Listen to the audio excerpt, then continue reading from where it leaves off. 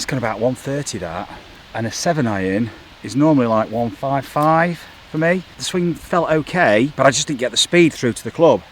And that might be something that you encounter now and again, where you feel like you've made a good swing, and it's not just strike, it could even be out the middle, but you just don't get the normal distance. And it's quite hard to put your finger on it, what you did, because the swing felt quite good. Well, there's a few things that we can look at to make sure that you're getting maximum efficiency out of your swing. And it all starts with the sequence. It starts with our loading and unloading and our ability to brake and accelerate. And by that, what I mean is we've got to feel the ground, we've got to utilise that vertical force, but we've also got to be able to transfer it through to the golf club. So we've got a force kind of going this way, we're also going to have a force going this way, and we're going to be rotating too. How do we maximise these? Well, providing we're rotating, which is pretty much what most of us do, what we really need to explore are the other two movements, which are side to side and up and down, and time them so we can get that momentum through to the club at the right time. So let's look at, first of all, the sequence of loading and unloading. What is the body actually doing? Because we want to get the most out of our body mass. We want to get the most vertical force possible without losing control of our low point. Out on the grass is the perfect place because we've got a divot. So a very simple exercise we can do is to just take the club in your lead hand, so my left, take a normal stance and just swing the club back. And when we swing it back, we're going to hold the right hand against the shaft, across the shaft, and hold it pretty firm. So cock the wrist and hold it pretty firm so you've got some pressure on the club. And we're going to use the flexion and extension of the arm to push the club. So this is going to be our lever, if you like, to accelerate it. And what we're going to notice is what this wrist does. We're going to notice what the left wrist does to get speed through to the club. But where are these forces going to come from? Because there's only so much speed you can get doing this. If I'm not using the rest of the body and just using my shoulders and arms, I'm limited. I've only got so much momentum I can create, so much force I can apply. But if we start to use the ground and explore this up and down motion, we can start to get a very different sensation. We can start to increase that speed and experience what it's like to get a maximum snap. And it sounds different, and it puts a different kind of tension in on the body. You will start to feel a different level of tension in. You'll feel the bracing, you'll feel the braking forces through the body. You can start to rotate with it as well. And you're going to feel how the body braces to let the club go. So it's very much like the emergency stop in the car. We've got the car travelling in a linear fashion, and when the car stops, people go forward, and that's angular.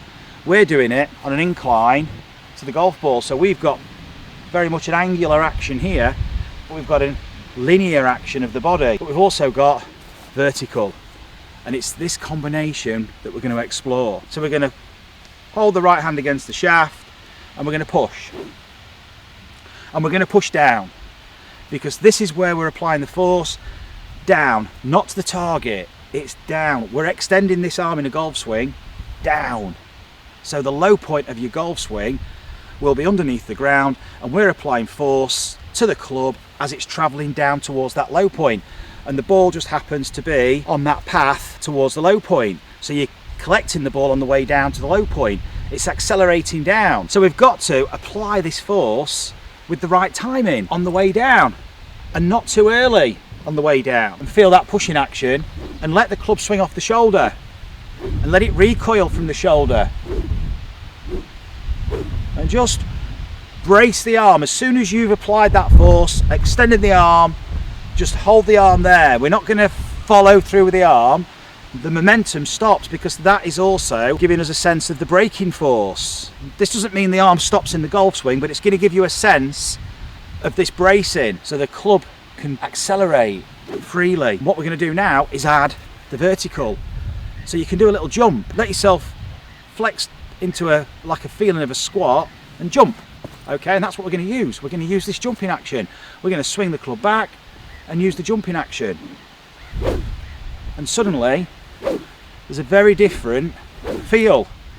And we're applying the force at the right time. You're getting force from the ground in this direction, and you're applying it in this direction to the club. We're harnessing that force that we're getting from the ground and applying it to the club with an effective chain. But what's providing those big forces are the legs. That's our connection to the ground, that's our leverage, and that's how we're moving the pelvis and firing this sequence. If these go first, this is now redundant. The sequence is shut down and the body's really now just reacting to the release of the golf club. Whereas if the golf club is behind, so the right arm's still flexed here, it's not extended, the body is free to move. This is now the action and this becomes the reaction. So we flipped it. That's really important to sense that. So you'll get a sense of when the club goes. So we can allow ourselves to jump off the ground with this exercise. And we'll feel that jump and we'll feel how this contributes to this application of force on the club. And what I want you to explore now is the feeling of the wrist action. And just hold the club there and notice what your wrist's done. Okay, now put the right hand on the club, trail hand, swing back and through, and can you experience that same feeling through the body to this same place? So there's a very noticeable swish there, a lot of speed.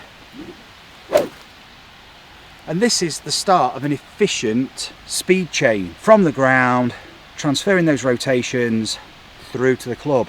And we're letting it freewheel. So we feel it with this action, and then we put the right hand on, and then we swing back and through to that same place. Don't swing back slowly. I see this so often in lessons when we do this exercise, people slow down as if they want to start from here because they're so used to starting from where the ball is. So it's almost like we're slowing down to then start from the ball to swing back. But if you do that, the purpose of the exercise is lost. That swing we already possess isn't giving us the results we want. So we need to change. We've got to take that leap of faith. And to do that, we need to fully commit to this exercise at speed because we're going to be swinging at speed. So that's the way we need to practice and that's the way we need to develop the swing.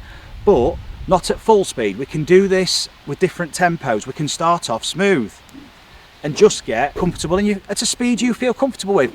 We don't have to go at full max power to use the ground effectively. I can do a 75% swing here, but use the ground and feel the swish. Now this might look strange because my hips haven't rotated, but we've not gone there yet because we're going to be shifting and rotating. This is where you'll really start to feel the application of the lateral force. That shift, it's like throwing a ball. You've got this shift to the target, you're increasing this momentum in the direction where you want to go, accelerating, but then it stops and then the body can go into rotation and then we can start to really go vertical. So to feel this horizontal force, we can do the same exercise but start with the feet together and take a step, then go vertical. So now, can you see we're starting to get some more rotation naturally because we're braking and the body will naturally go into a rotation, and that will help transfer that speed to the club because it's that rotary motion, it's that angular momentum now that's really taking effect. And the wrists, they're behaving like a free hinge, so they're just transferring the speed through to the club. So it's the same action, swing it back, always swing from over here. So maybe swing it forward first to get some momentum in that direction to react. Don't be too soft with this. This is pretty firm, this. There's a pushing taking place, but you're letting the club swing first. So how am I letting it swing? I'm letting the arm flex, ready to extend, but not until we've gone back to the target. Ready to go. Imagine this in the golf swing. Imagine where we are now, ready to start extending and pushing, rotating, and the club's on its way down. Loads of time to get that force through to the club. And a fully extended finish. So you can start to feel this timing. Now I do it on grass just to get a feel of that contact, so you actually recognise that going up's not a big problem, it's just when you do it. So you're getting comfortable striking the ground. Now we've been using the left hand. When you put the right hand on, it's the same thing. And just notice how you get maximum speed through to the club. Just notice this wrist release. We've got to allow the wrist to rotate the club this way. Attune yourself to that sequence by using these drills and elevating your level of awareness for how you're moving, the forces you're experiencing. It's very much an enrichment process whereby you are sensing how you are moving and using the ground and applying it at the right time to the golf club. That is the speed chain, and that is how you get maximum speed to the golf club and control it too.